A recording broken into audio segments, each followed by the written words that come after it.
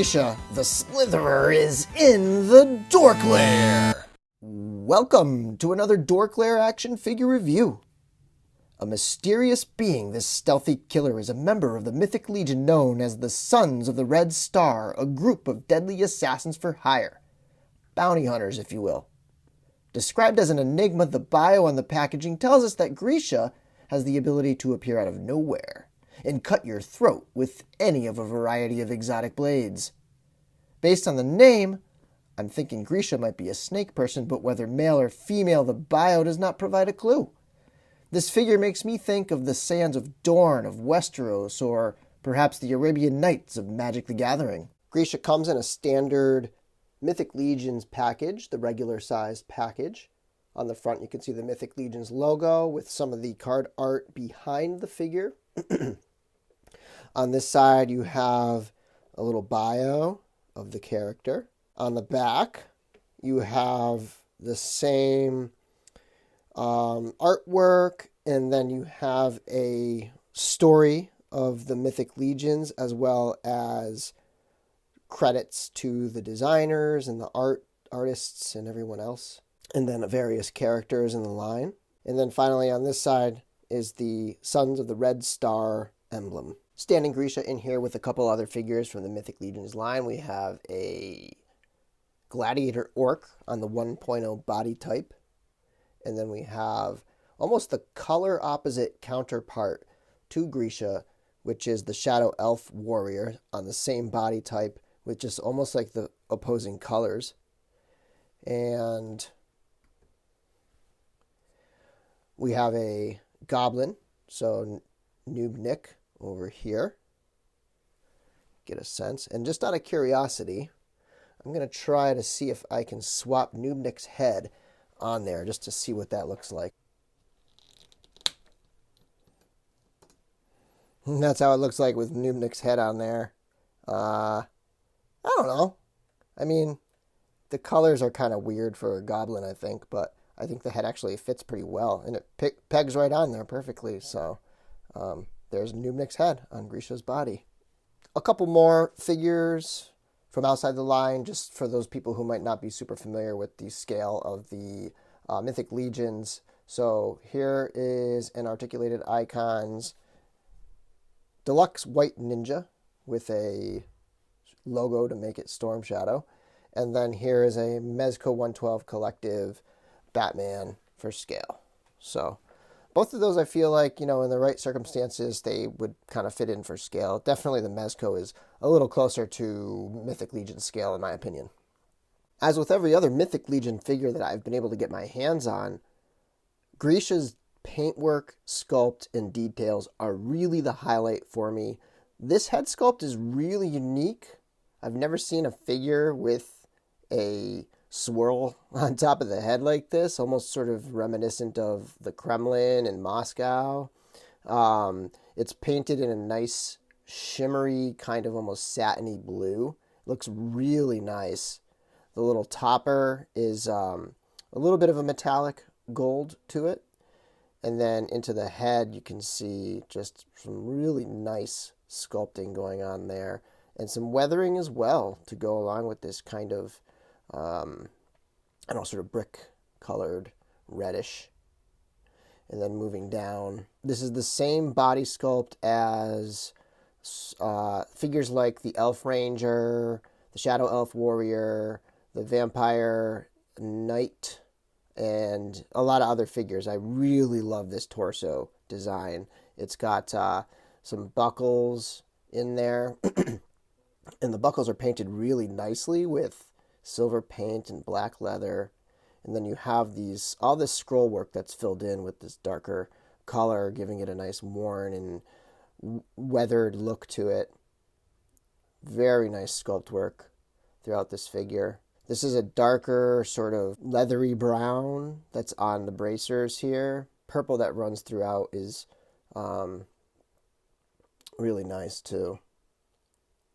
And you have little metal rivets painted in there, metallic gold here. Looking at the back, there's more buckles and more weathering and just super, super nice paintwork sculpting detail throughout the entire figure. And then you have the cape here, which is removable. The shoulder pauldrons and the cape are actually removable. And I have it set up so that I can pull the cape over the shoulder a little bit if I want to. And let me move the camera here. And so you can have it either over the shoulder or sort of like straight in the back, like that. Being a bounty hunter, or like a assassin hunter type for hire, I kind of like the over the one shoulder look because it reminds me of Boba Fett.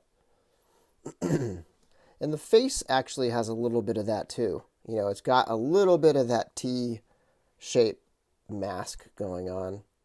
Accessories, Grisha comes with this regular looking scimitar. It has a nice bronzy coppery handle to it, and then a nice silver blade, really curved. This is kind of the one that I prefer to have in Grisha's hands.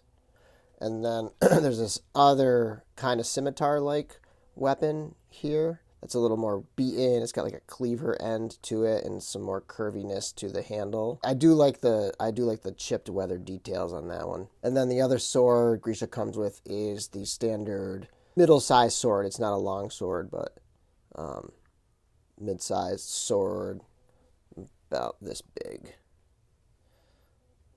And then also comes with this really nicely detailed halberd that can go on the end of a spear. It's got a hole on that end. And it's got some weathering. It's got some goldish paint in here. And then it's got a purple design on the end here with some nice sculpt work going on. And then it comes with this long pike or spear. And you can put it on the end here and have a nice long spear. And you can see kind of the length of it.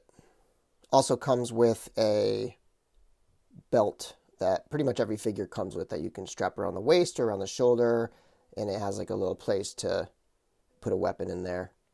And as I mentioned, the pauldrons are separate pieces that come with and port into the back holes of the figure.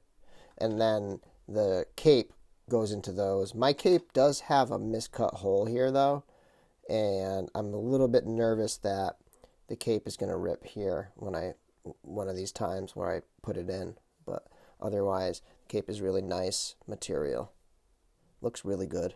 And then the other thing that all these figures come with are these just little various pieces that go into the character's back.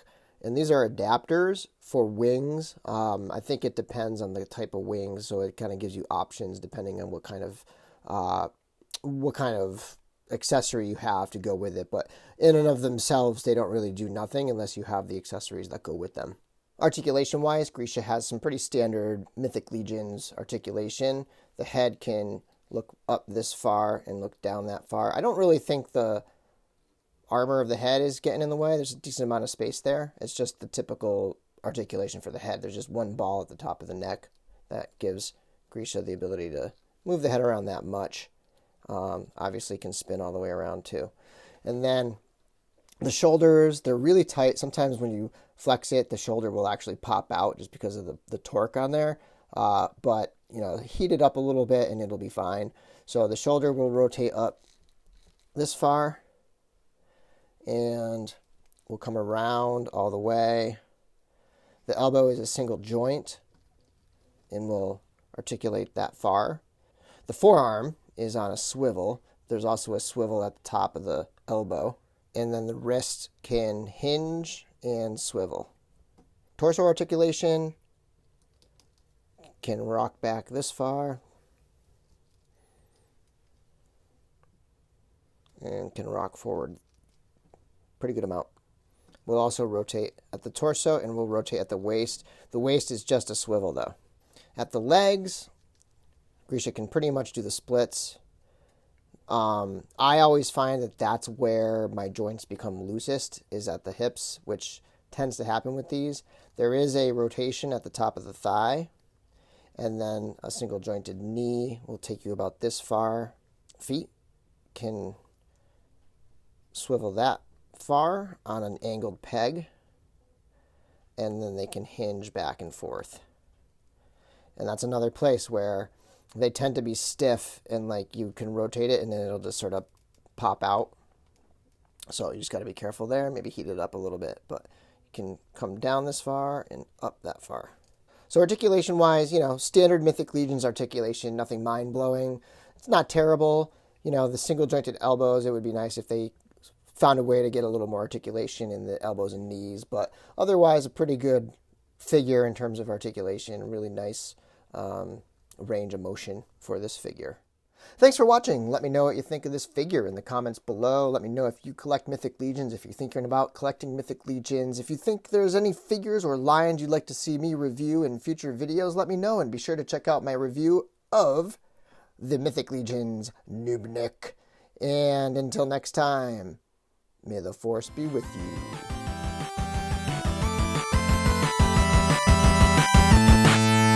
DorkLair!